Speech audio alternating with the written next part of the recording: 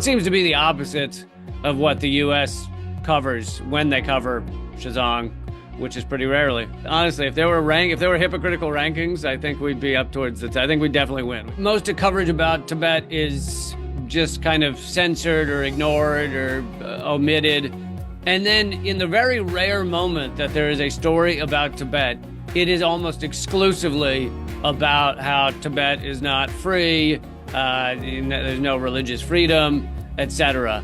You know, everything I saw there, that's not true. You have thousands of Buddhist structures and places of prayer, temples, and even though I'm not religious, I still think that people should have the right to do what they want. And, you know, it's beautiful to see all that.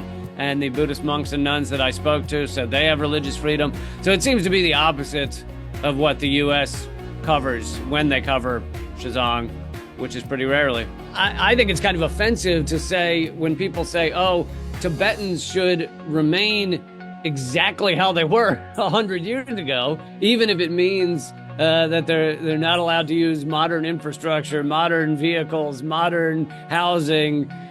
It's just, I think it's ridiculous. Honestly, if there were hypocritical rankings, I think we'd be up towards it. I think we'd definitely win. We could definitely win that comp. The U.S. is number one when it comes to hypocrisy. Yeah, no, there is a really rough history in the United States. Not only, I mean, it's native genocide, but then also, like you said, forced assimilation. You know, 95% of all the comments are wonderful, and I think a lot of people were really surprised at how modern Xizang looks, and everything that's gone on there, all the construction that has changed people's lives.